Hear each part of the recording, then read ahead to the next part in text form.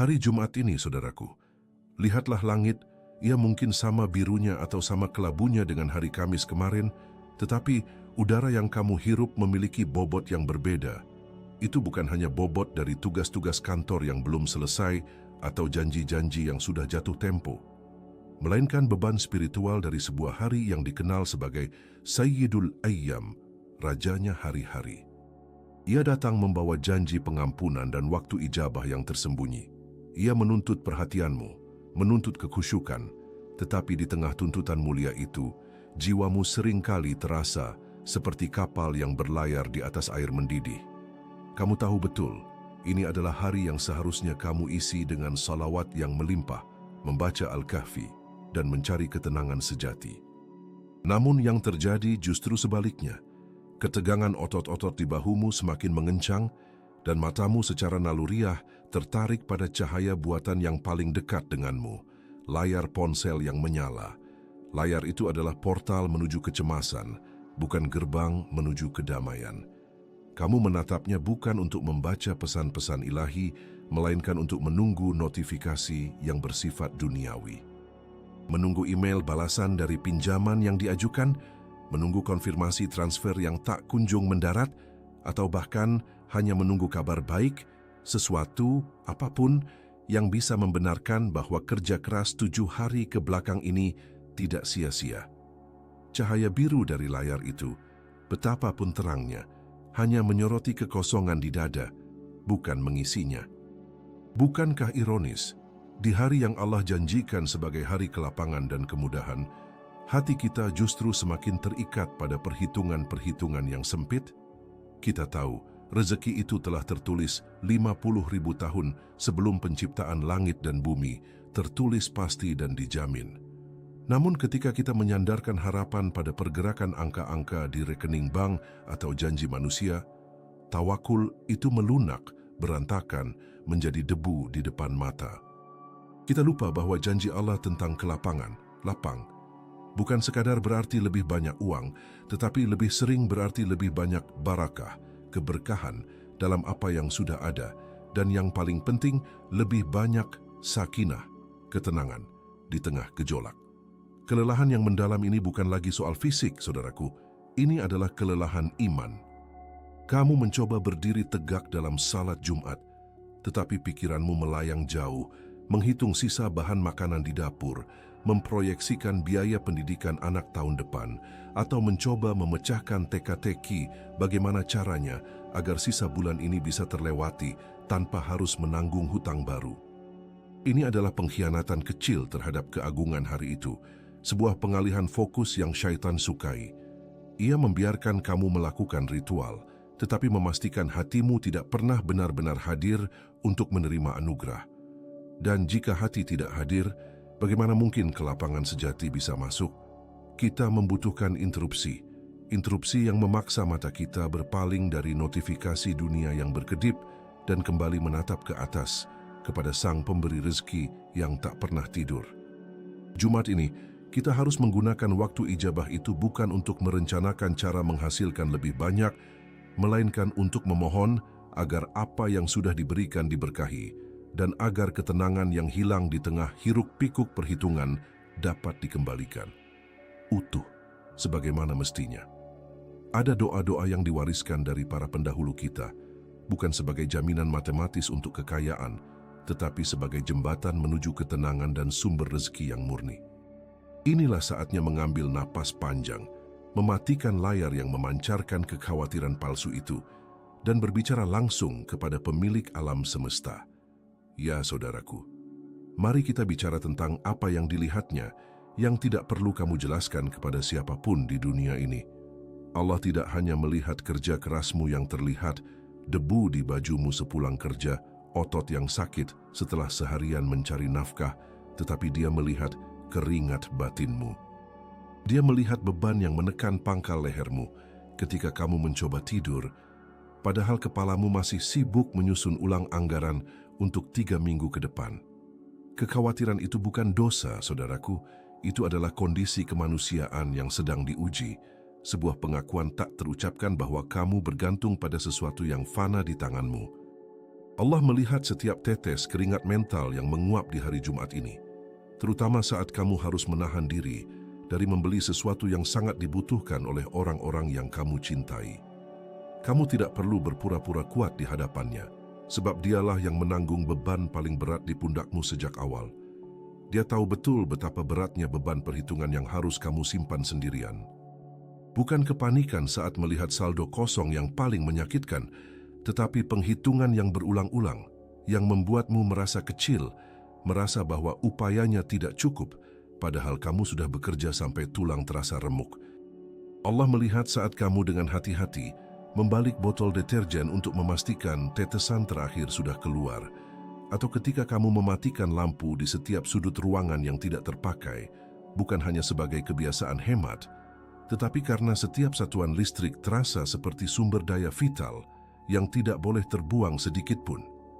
Ini adalah detail-detail kecil dan memalukan dari perjuangan rezeki yang sunyi, yang hanya disaksikan oleh Al-Musyawwir, sang pemberi bentuk atas hatimu. Terkadang keraguan itu datang menusuk. Kamu membaca ayat tentang jaminan rezeki, tetapi kemudian kamu melihat isi lemari es yang kosong atau surat tagihan yang jatuh tepat di bawah hidungmu, dan kedua realitas itu terasa berlawanan arah, memicu konflik batin yang keras. Di situ, di tengah kegelapan perhitunganmu yang terbatas, iblis berbisik bahwa janji Allah itu mungkin berlaku untuk burung dan ikan di lautan, tetapi entah mengapa terasa jauh dan abstrak bagi kebutuhan spesifik keluargamu hari ini. Saudaraku, cemas itu valid. Rasulullah sendiri mengajarkan kita untuk berlindung dari utang dan beban yang menyesakkan. Kita tidak diajarkan untuk bersikap pasif, seolah-olah beban ini hanyalah ilusi. Namun kita diajarkan untuk menyalurkan kekhawatiran itu ke tempat yang benar. Mengapa kamu khawatir? Karena kamu mencintai amanah yang Allah berikan. Kamu takut tidak mampu menunaikan hak mereka. Rasa takut itu sendiri adalah bukti keimanan, sebuah refleksi dari upaya jihad terbesar, yaitu menafkahi keluarga dengan cara yang halal dan terhormat. Allah tidak menuntut hasil darimu, Dia menuntut upaya terbaikmu. Hasil, kelapangan, dan ketenangan hati, semua itu miliknya. Maka ketika kamu melipat kertas tagihan itu dan menyimpannya ke saku, atau ketika kamu menatap sisa uang receh di laci meja dengan mata yang letih, ketahuilah, momen itu, momen pengakuan kerentananmu, adalah saat terbaik untuk mengangkat tangan dan memohon kepadanya. Allah ingin mendengar pengakuan itu. Dia tidak ingin kamu menyelesaikan masalah itu sendirian, karena mustahil bagi manusia dengan perhitungan yang fana untuk mengendalikan takdir yang kekal. Inilah mengapa kita harus berbalik, meninggalkan perhitungan yang sempit itu, dan beralih kepada doa yang melapangkan dada, yang mengajarkan kita untuk melihat rezeki tidak hanya dari sumber yang kita kenal, tetapi dari arah yang tidak pernah terbayangkan oleh pikiran kita yang terbatas. Kita mulai dengan mengakui bahwa setiap kesulitan rezeki yang datang, setiap kekosongan di meja makan adalah panggilan sunyi untuk meningkatkan kedalaman tawakul kita. Ini adalah undangan untuk mengucapkan doa yang akan mengubah fokus dari apa yang hilang menjadi apa yang sudah pasti tersedia di sisinya, jika saja kita mau memintanya dengan hati yang penuh penyerahan. Saudaraku, setelah kita menyerahkan kepanikan perhitungan yang tak pernah selesai itu, ada satu lagi kerangka berpikir yang harus kita bongkar, yaitu anggapan yang tertanam dalam bahwa kerja keras, usaha yang kita curahkan hingga tulang terasa remuk adalah penentu mutlak atas rezeki yang kita terima. Seolah ikhtiar kita itu adalah mesin ATM yang jika dimasukkan kartu yang benar, pasti mengeluarkan uang kertas. Pemikiran ini, meski tampak logis, sungguh melemahkan iman karena ia memposisikan dirimu sebagai mitra setara dengan Allah dalam urusan pemberian. Banyak di antara kita yang keliru dalam menempatkan ikhtiar. Kita menjadikannya sebagai hasil, padahal ia hanyalah sarana, jembatan yang diperintahkan Allah untuk kita lalui dengan sebaik-baiknya. Ikhtiar kos adalah bagian dari ibadah, sebuah ritual kepatuhan dan tanggung jawab moral untuk mencari yang halal, bukan bagian dari rizq buqa. Rizku itu sendiri adalah kontrak ilahiyah. yang sudah ditetapkan sejak puluhan ribu tahun sebelum langit dan bumi diciptakan, jauh sebelum kamu mengikat tali sepatumu di pagi hari untuk berangkat kerja. Tugas kita hanya bergerak seperti yang diperintahkan, menjaga kejujuran di setiap transaksi, dan menjauhkan diri dari syubhat. Hasilnya, itu bukan urusan kita, bukan pula hasil dari kepintaran perencanaanmu, melainkan murni anugerah dari Ar-Razzaq. Mari kita ubah lensa pandang kita sedikit lebih tajam lagi, wahai jiwa yang lelah. Rizkimu itu bukan sekadar apa yang masuk ke kantongmu atau apa yang berhasil kamu simpan di rekening. Rizkimu adalah juga apa yang Allah tahan dan jauhkan darimu. Coba pikirkan sejenak tentang aspek rezeki yang tidak pernah kamu hitung dalam pembukuanmu. Berapa banyak sakit yang harusnya menimpamu, tetapi Allah palingkan sehingga kamu masih bisa berdiri di saf salat hari ini. Itu adalah rezeki kesehatan, yang nilainya melampaui biaya rawat inap di rumah sakit manapun. Berapa banyak transaksi yang hampir kamu lakukan yang ternyata mengandung kezaliman, kerugian besar, atau membawa mudarat, tetapi di menit terakhir ada pembatalan yang tidak kamu duga. Itu rezeki perlindungan dari kerugian, rezeki dari musibah yang Allah halangi sebelum sempat menyentuhmu. Ketika Allah berfirman dalam Al-Quran, surah Hud ayat 6, "Dan tidak ada suatu binatang melata pun di bumi, melainkan Allah lah yang memberi rezekinya." Kalimat itu mencakup kedua hal itu. Ia mencakup pemberian, yakni apa yang kamu makan, dan pencegahan, yakni apa yang tidak memakanmu. Jika kamu hanya melihat uang yang masuk, kamu telah membatasi kemurahan Allah yang seluas langit dan bumi. Jika kamu melihat bahwa anakmu pulang sekolah tanpa cedera hari ini, padahal mungkin saja ada kecelakaan di jalan, itu adalah rezeki yang lebih berharga daripada seluruh gaji bulananmu. Tidakkah seharusnya kamu bersyukur untuk rezeki yang tidak berbentuk uang ini? Rezeki yang membebaskanmu dari penderitaan dan mempermudah segala urusanmu di hari esok? Inilah inti ketenangan hati yang kita cari di hari Jumat yang mulia ini. Ketenangan itu datang bukan dari kepastian bahwa bisnismu akan sukses besok, melainkan dari keyakinan yang menancap kuat. Aku sudah melakukan bagianku, sudah berikhtiar sekuat tenaga di jalan yang halal, dan apapun hasil yang datang, apakah itu berupa kelapangan atau pencegahan, itu adalah yang terbaik, yang sudah diukur dengan rahmat oleh Sang Pemberi Rezeki. Maka fokus doa kita hari ini, saudaraku, harus bergeser. Bukan lagi memohon agar kerja kerasmu menghasilkan lebih banyak, tetapi memohon agar Allah memberkahi rizq yang telah ditetapkannya. Dan yang paling penting, memohon agar kita diberi kearifan untuk melihat rezeki yang terselubung dalam bentuk pencegahan dan keselamatan. Doa kita harus menjadi permintaan untuk membuka mata batin, agar kita tidak buta terhadap karunia yang tidak terhitung, karunia yang melindungi kita dari musibah, yang nilainya melampaui segala perhitungan bank. Kita meminta kemudahan rezeki, ya, tetapi kemudahan yang sejati adalah kemudahan untuk merasa cukup dan aman di bawah naungan janjinya, bukan kemudahan untuk menghitung untung dan rugi semata. Kita sering mengukur rezeki dalam satuan uang, dalam meter persegi rumah, atau dalam kalori makanan yang tersaji di meja. Tapi pernahkah kamu mengukur rezeki itu dalam satuan waktu, saudaraku? Khususnya waktu yang dihiasi dengan janji istimewa dari Pencipta. Di antara semua hari yang berputar dalam lingkaran waktu kita, hari Jumat adalah tuannya, hari di mana Allah menetapkan sebuah jendela khusus, sebuah durasi singkat, yang oleh Nabi digambarkan sebagai waktu di mana, jika seorang hamba Muslim berdiri memohon kepada Allah, niscaya permintaannya akan dikabulkan. Ini adalah saat al-istijabah, waktu penerimaan doa. Saudaraku, bayangkan sejenak.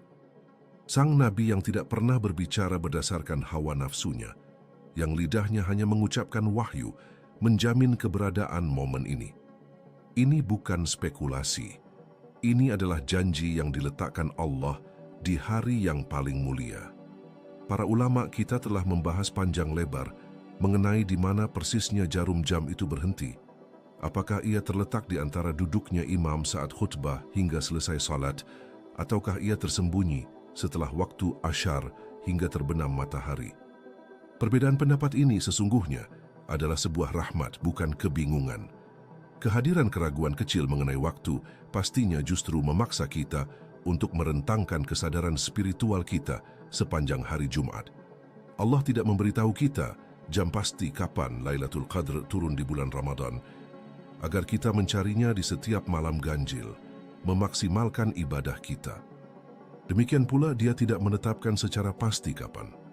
Saat al-istijabah di hari Jumat, agar hati kita tetap waspada, agar dzikr dan shalawat yang kita lantunkan tidak terputus, agar doa yang kita panjatkan dari pagi hingga petang memiliki kesempatan yang sama untuk jatuh tepat di atas karpet keemasan penerimaan. Jika kamu memohon kelapangan rezeki dan ketenangan hati, permohonan ini harus disiapkan seperti seorang peziarah yang menyiapkan bekal perjalanan panjang. Kamu tidak bisa datang kepada momen suci ini dengan hati yang penuh kebisingan dunia, dengan pikiran yang masih menghitung sisa tagihan bulan lalu. Kamu harus membebaskan batinmu, setidaknya selama beberapa jam itu, dari perhitunganmu yang terbatas. Kamu harus memasuki saat al-istijabah dengan keyakinan penuh bahwa Allah telah melupakan kekuranganmu dan hanya memperhatikan kejujuran dari permintaanmu. Inilah rezeki waktu yang sesungguhnya. Rezeki yang diberikan bukan dalam bentuk harta, melainkan dalam bentuk kesempatan untuk didengar dan dipeluk dalam pengampunannya. Kekhawatiran kita akan kebutuhan nafkah, keluarga, kekhawatiran yang sangat manusiawi, harus kita bawa dan kita letakkan di dalam bingkai waktu yang spesial ini. Kita diminta untuk berusaha keras dalam mencari rezeki yang halal sepanjang 6 hari. Tetapi, di hari yang ke-7, kita diundang untuk bersandar penuh, membiarkan usaha fisik kita diisi dan disempurnakan oleh kekuatan doa di waktu yang telah ditetapkannya. Pikirkan tentang kondisi hati kita saat momen itu tiba. Apakah kita sedang dalam keadaan wudu? Apakah lisan kita basah oleh shalawat kepada Nabi? Apakah pikiran kita terfokus pada keagungannya? Ataukah masih berkeliaran mencari keuntungan yang fana? Ketenangan hati yang kita minta di dalam doa itu tidak akan turun seperti hujan deras yang tiba-tiba, tetapi ia datang dari kesadaran bahwa kita sedang bernegosiasi dengan Yang Maha Kaya. Pada jam yang Dia sendiri telah janjikan, akan dibuka pintunya lebar-lebar. Maka saat momen itu terasa mendekat, kita harus memastikan bahwa doa yang kita bawa adalah doa yang benar-benar memohon kemudahan darinya, bukan sekadar kemudahan dari diri kita sendiri. Sebuah permohonan yang spesifik, yang datang langsung dari inti kebutuhan kita yang paling mendesak. Saudaraku, kita telah mendefinisikan apa yang kita butuhkan, telah menajamkan permohonan kita dari kabut umum menjadi titik fokus yang spesifik, datang langsung dari inti kebutuhan yang paling mendesak. Sekarang, saat momen sakral hari Jumat itu terasa semakin pekat, saat kita tahu bahwa jarak antara lisan dan penerimaannya menipis, kita tidak boleh terburu-buru. Waktu terbaik untuk doa di hari mulia ini memerlukan lebih dari sekadar persiapan kata-kata. Ia menuntut persiapan jiwa yang total. Tarik napas, saudaraku. Lakukan dengan sengaja. Selama ini kita terbiasa membawa semua beban kita ke dalam setiap tindakan. Di pundakmu saat ini masih ada sisa-sisa perhitungan anggaran yang mencekik, sisa kelelahan mental karena berdebat tentang cara mencari penghidupan, dan dengungan kekhawatiran tentang hari esok. Semua itu adalah hiruk-pikuk dunia yang masih berebut ruang di rongga dadamu. Itu adalah beratnya hari yang harus kamu lepaskan sebelum kamu mengangkat tangan untuk meminta. Bagaimana mungkin kita menghadap Al-Malik, Raja dari segala raja, dalam keadaan jiwa kita masih penuh dengan kebisingan pasar, masih sibuk menghitung sisa koin dan khawatir akan penilaian manusia? Tidak mungkin doa kita akan mencapai kedalaman yang seharusnya jika kita masih menggenggam erat tali kekhawatiran duniawi.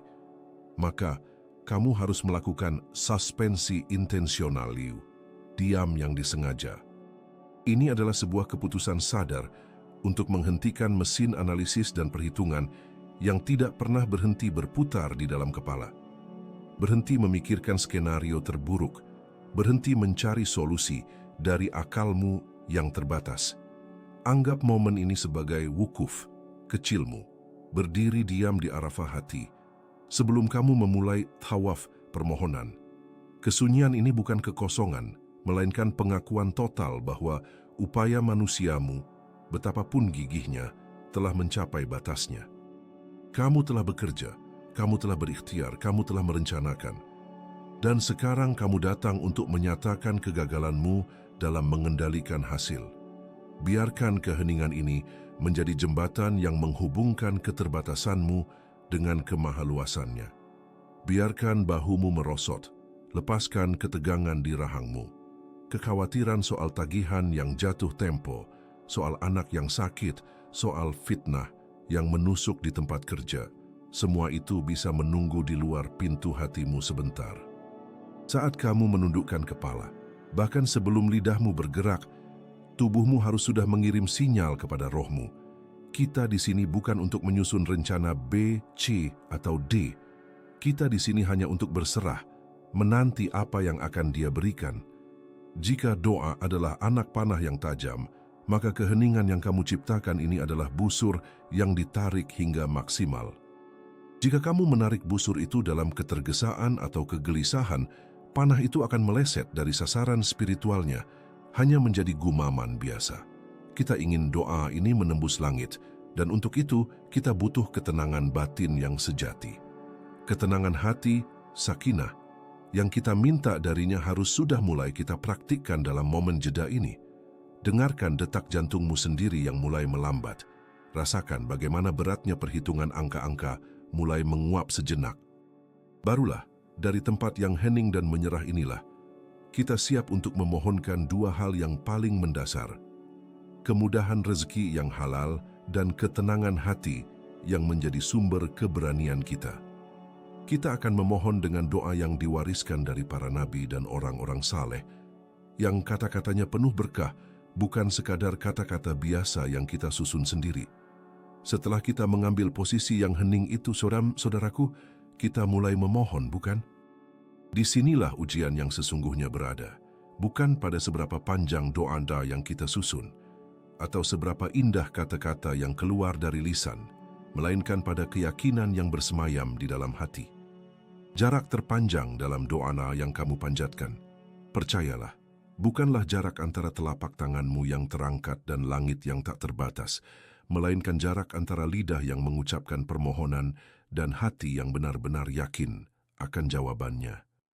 Banyak dari kita yang mengangkat tangan untuk memohon kemudahan rezeki, atau bahkan hanya meminta ketenangan hati, seolah sedang mengajukan permohonan bersyarat kepada entitas yang harus membuktikan dirinya. Kita meminta, tetapi di sudut hati yang paling tersembunyi, kita menyimpan sedikit keraguan, seolah-olah kita sedang menguji Al-Khaliq, Sang Pencipta. Aku akan berdoa dengan sungguh-sungguh di penghujung Jumat ini, dan mari kita lihat. Jika rezeki datang tepat waktu minggu depan, maka aku akan mempercayai kekuatan doa ini. Ini adalah sikap yang berbahaya, saudaraku, dan itu mencemari niat kita. Ini bukan doa yang sungguh-sungguh, ini adalah penawaran bersyarat, dan ia menunjukkan bahwa kita memperlakukan Allah sebagai subjek percobaan, bukan sebagai Al-Ghani yang maha kaya, yang harus dipatuhi dan diyakini. Bagaimana mungkin kita, hamba yang lemah dan fakir, memohon kepada pemilik tujuh langit dan bumi, yang kekayaannya tidak akan berkurang sedikit pun, meskipun seluruh makhluknya, dari manusia pertama hingga manusia terakhir, dari jin hingga malaikat, meminta semua yang mereka inginkan sekaligus. Bagaimana mungkin kita meminta dengan nada keraguan yang seolah membatasi kemahakayaannya?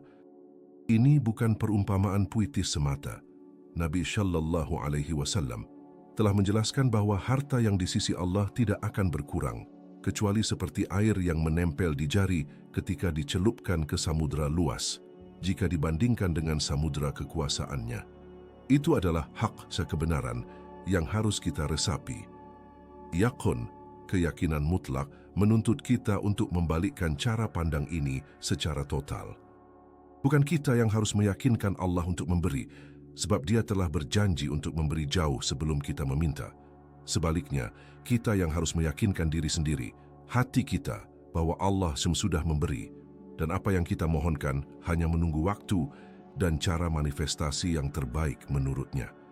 Ketika kamu memohon kemudahan rezeki di hari Jumat ini, jangan berpikir, Aku sedang berusaha mendapatkan 5 juta rupiah bulan ini agar tagihan lunas. Itu pikiran yang terbatas. Pikirkan, aku memohon dari sumber yang telah menciptakan jutaan galaksi, yang mengatur aliran sungai purba, dan yang memberi makan setiap jiwa di bumi tanpa pernah lelah. Perspektifmu harus berubah total. Jika kamu memohon dengan hati yang terbatas, hanya melihat pada sisa saldo di rekening, atau jumlah jam kerjamu yang sedikit, maka Allah mungkin hanya akan memberikan sesuai batas kecil yang kamu bayangkan itu. Tetapi jika kamu mengangkat doa dengan keyakinan penuh bahwa Allah mampu membalikkan seluruh situasi yang terlihat mustahil hanya dengan kata kun fayakun, jadilah, maka jadilah. Maka pintu rezeki yang Dia buka bukan sekadar pintu kecil yang hanya cukup untuk melunasi utang lama. Ia akan membuka pintu-pintu yang tak pernah kamu hitung, yang datang dari arah yang tak pernah kamu duga. Inilah inti dari berdoa dengan yaq'an. Kita menanggalkan mentalitas mengemis yang penuh keraguan, yang takut ditolak, dan menggantinya dengan mentalitas yang meminta dengan pengakuan kedaulatan Al-Wahhab, Maha Pemberi Karunia. Kita tidak sedang meminta belas kasihan sisa-sisa, saudaraku. Kita sedang meminta manifestasi dari kekayaan yang tak terbatas, yang merupakan milik penuh Allah semata. Yaqan inilah fondasi yang menghidupkan doa. Tanpa yaqin yang kokoh, doa hanyalah rangkaian kata yang diucapkan. Ia belum menjadi kekuatan yang diizinkannya untuk menggerakkan gunung dari tempatnya. Sekarang, setelah hati kita ditata ulang, setelah kita mengakui bahwa perbendaharaan Allah tak bertepi, barulah kita siap mengucapkan kata-kata yang datang langsung dari pewaris kenabian, sebuah doa yang secara spesifik memohon keluasan rezeki dan ketenangan yang abadi. Saudaraku, jika kita telah benar-benar membersihkan niat, jika kita telah membalikkan sudut pandang kita dari kepanikan seorang hamba yang terbatas menjadi keyakinan pada kekayaan Sang Raja yang tak berujung, maka hanya pada titik inilah kata-kata mulai memiliki bobot. Ia bukan sekadar gelombang suara yang dikirimkan ke udara. Ia adalah perjanjian yang diikrarkan oleh jiwa yang pasrah. Inilah doa yang diwariskan, yang sederhana, namun mengandung inti dari seluruh permintaan kita, yakni keluasan rezeki yang baik dan ketenangan hati yang datang dari rasa cukup. Dengarkanlah dan biarkan hatimu membayangkan setiap maknanya, seolah kamu sedang berhadapan langsung dengan Ar-Razaq yang Maha Pemberi rezeki. Ucapkanlah, Allahumma akfini bihalalika an haramika wa aghnini bifadlika amman siwaka. Tarik napas panjang setelah kamu mengucapkannya, dan ulangi lagi, namun kali ini lidahmu harus disatukan sepenuhnya dengan makna. Kita memohon kepada Allah, Ya Allah, cukupkanlah aku dengan rezekimu yang halal, agar aku terhindar dari yang haram. Ini bukan hanya permintaan akan uang tunai atau komoditas, saudaraku. Ini adalah permintaan yang lebih mendalam, sebuah filter spiritual. Ketika kamu memohon rezeki yang halal, kamu memohon berkah yang tidak akan membawa kegelisahan. Rezeki haram, betapapun melimpahnya, membawa serta kekotoran jiwa. Ia menjadi duri yang menusuk ketenanganmu. Sebaliknya, rezeki halal, bahkan jika jumlahnya sedikit, membersihkan batin dan menjadikan tidurmu lelap tanpa perlu menghitung-hitung kerugian atau dosa. Itu adalah dasar pertama ketenangan hati, makan dan membelanjakan dari sumber yang diizinkannya. Kemudian, lanjutannya adalah kuncian dari tawakul yang kita bicarakan, wa aghnini bifadlika amman siwaka. Artinya, dan cukupkanlah aku dengan kemurahanmu, sehingga aku tidak membutuhkan siapapun selain engkau. Perhatikan diksi yang digunakan. Kita tidak hanya meminta kekayaan materi, kita meminta al-ghina, kekayaan kecukupan yang datang langsung dari fadl, karunia kemurahan Allah. Kekayaan sejati di sini adalah kemerdekaan dari ketergantungan pada makhluk. Ketika kamu telah kaya oleh anugerah Allah, pandangan mata dan pertimbangan manusia, ucapan terima kasih atau cemoohan mereka tidak lagi memiliki kekuatan untuk menggoyahkan batinmu. Itu adalah ketenangan yang paling murni. Saat hari Jumat ini, setelah asar, ketika saat-saat mustajab itu membentang, kamu tidak sedang melakukan ritual kosong. Kamu sedang melepaskan tali kekang perhitungan yang selama ini mencekikmu. Ulangi doa ini, bukan sebagai mantra yang akan mengaktifkan sesuatu, tetapi sebagai pengakuan yang tulus. Ya Allah, aku melepaskan kendali. Aku mengakui bahwa Engkaulah satu-satunya sumber yang bisa mencukupi kebutuhanku, baik kebutuhan perut maupun kebutuhan hati. Setiap kata wa aghnini, cukupkan aku, seharusnya menjadi nafas lega.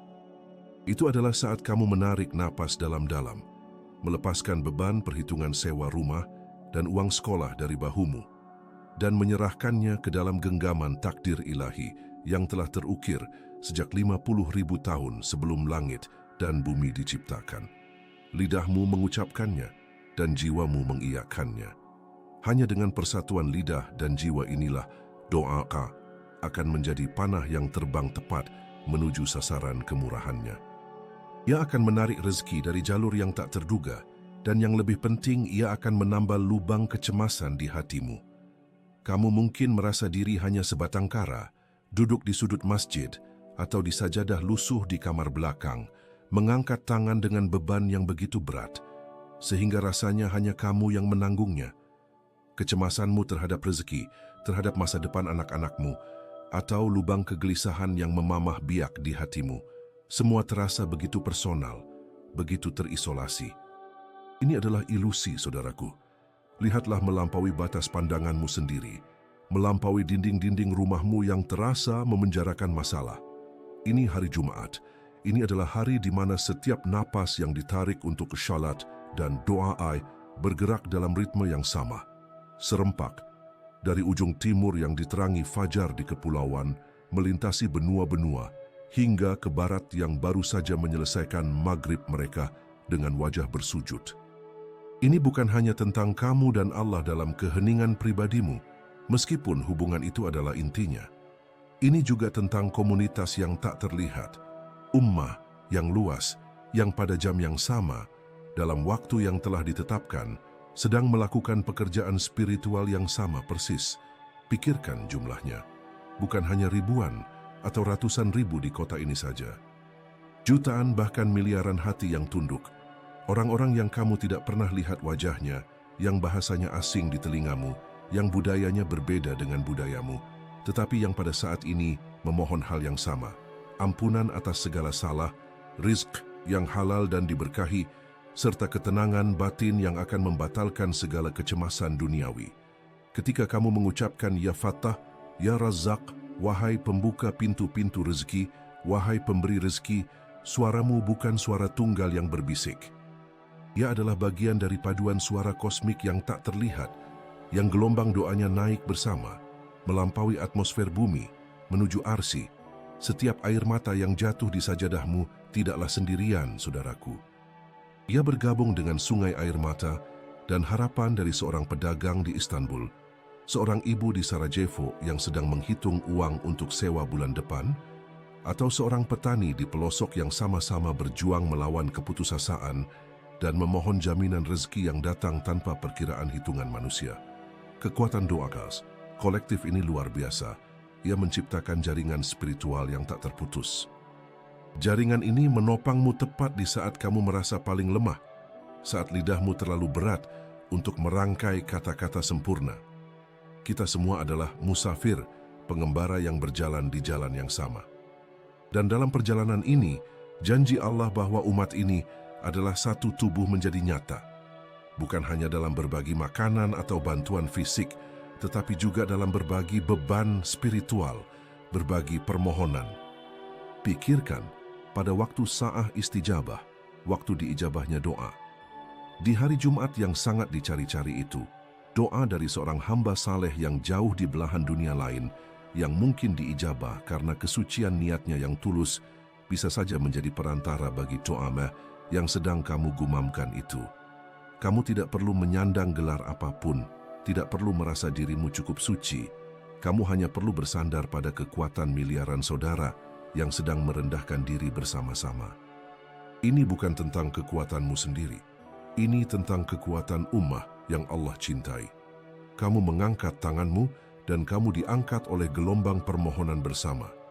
Jadi, Jangan pernah merasa kecil saat bersujud, karena di balik ketidakmampuan pribadimu, ada jutaan kekuatan yang menyertai mendorong doa itu lebih tinggi, lebih dekat menuju persinggahan kemurahannya.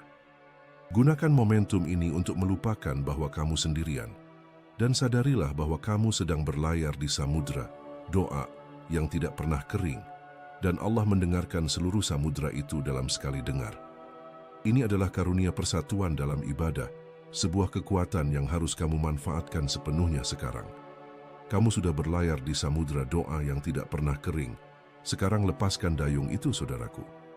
Lepaskan genggamanmu pada kemudi dan biarkan ia doa yang baru saja kamu bisikkan, yang kamu ulang, yang kamu sematkan dalam hati saat wudhu, menjadi jubah pelindungmu. Setelah lisanmu bergerak dan telapak tanganmu diturunkan dari posisi memohon, apa yang tersisa dari tugasmu? Tidak ada. Tugasmu selesai saat kata-kata itu meninggalkan rongga mulutmu menuju keheningan Ar-Rahman. Selesai. Ingatlah baik-baik, kegagalan terbesar yang sering kita lakukan bukanlah tidak berdoa, melainkan mengambil kembali beban yang sudah kita titipkan segera setelah kita selesai bicara. Kita berteriak kepada Al-Qadir, yang Maha Kuasa, di malam Jumat, memohon kemudahan rizki yang mendesak dan ketenangan batin yang sejati. Tetapi begitu fajar Sabtu menyingsing, kita kembali memikul karung kecemasan itu di atas bahu, menghitung ulang setiap sen, setiap langkah yang tidak pasti seolah-olah dia tidak mendengar kita sama sekali. Atau lebih parah lagi, seolah-olah perhitungan kita yang terbatas jauh lebih kuat dan akurat daripada pemeliharaannya yang kekal. Perbuatan mengambil kembali beban ini adalah bentuk penghinaan yang tersembunyi, sebuah keraguan yang tidak terucapkan terhadap janji yang telah termaktub dalam kitabnya. Kamu telah menyerahkan kekhawatiranmu.